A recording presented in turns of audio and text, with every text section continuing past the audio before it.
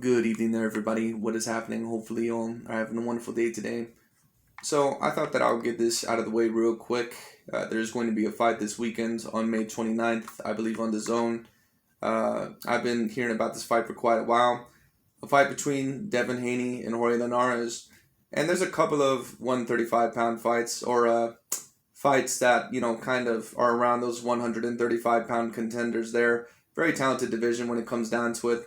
We have Devin Haney versus Jorge Linares.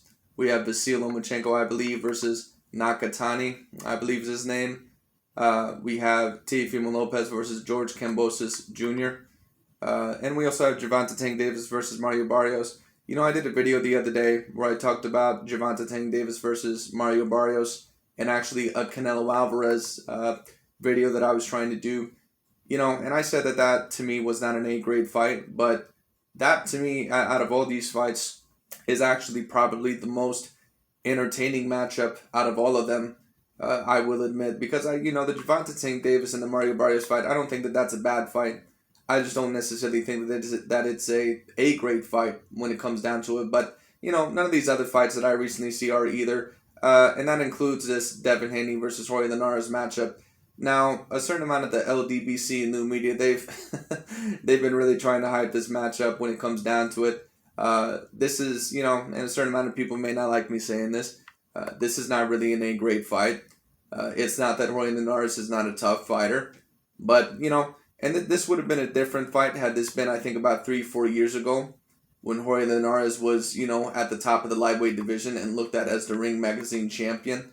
I think that this would have been a completely different fight had that been that version of Jorge Linares. But ever since that Jorge Linares has been defeated by Vasyl Lomachenko, I don't think that he's really been the same fighter. And a certain amount of people may argue with me on that, but you can always tell when a fighter is kind of chopped liver in their career after a loss, and you can kind of tell when they're still at a decent point in their career. Sean Porter has lost multiple times in his career, as has Danny Garcia. Keith Thurman, he even lost to Manny Pacquiao. But Keith Thurman we haven't seen fight again, so I'm going to have to wait on that. But Sean Porter, Danny Garcia, those were two fighters, for example, to where they've lost multiple times in their careers, but you can just tell by the way they continue to fight that they have something left within them to where they're very dangerous opponents. Just because a certain opponent loses even multiple times in their career does not always mean that they're done.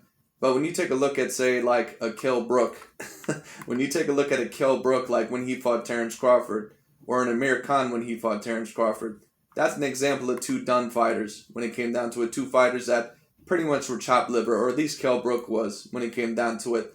So it is what it is. It's, once again, I'm not trying to tear down this fight, but you're going to get a certain amount of the LDBC and new media channels that love to say, well, let's see how Devin Haney does, because we all know Jorge Linares did very great against Lomachenko when it comes down to it. And, we all know how much they hyped up Lomachenko when it comes down to it.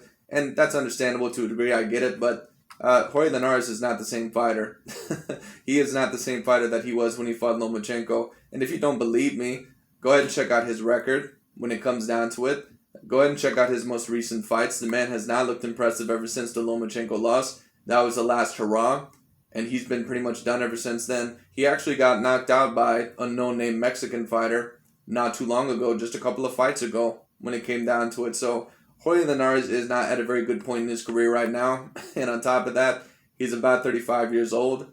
I don't really see Jorge Linares. I'm not saying that I don't see Jorge Linares possibly being a little bit competitive in this fight.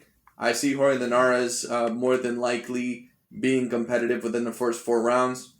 But then after that, I think Devin Haney is going to completely outbox him. I think Devin Haney is going to completely outbox him. I think he's going to completely outthrow him.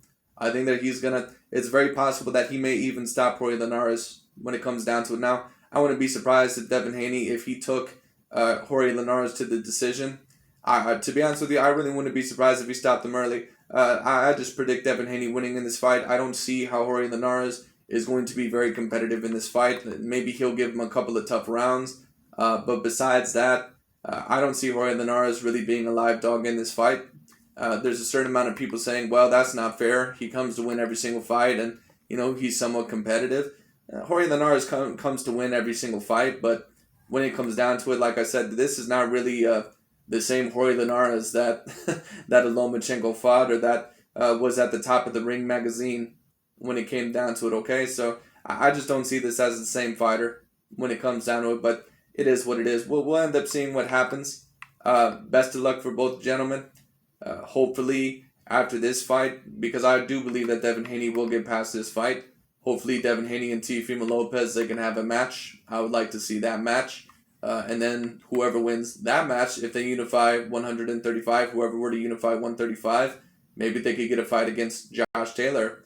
That would be a very great fight, because Josh Taylor, Josh Taylor is no joke when it comes down to it. So that would be a great fight. So we'll see what happens. If you had to ask me who I think would win in a Devin Haney Teofimo Lopez fight, I'd probably say Teofimo Lopez. But would I be shell shocked that Devin Haney pulled off the upset? I wouldn't be shell shocked. It'd be interesting. But anyways, when it comes down to it, I'm predicting Devin Haney to win this fight. I would not be surprised if he won this by early stoppage. I would not be surprised if he won this by late stoppage. I would not be surprised if he won by decision. As of right now, I'm going to predict that Devin Haney gets a 7th round stoppage over Jorge Linares. That's what I'm going to predict. I don't think that this fight is going to be that competitive.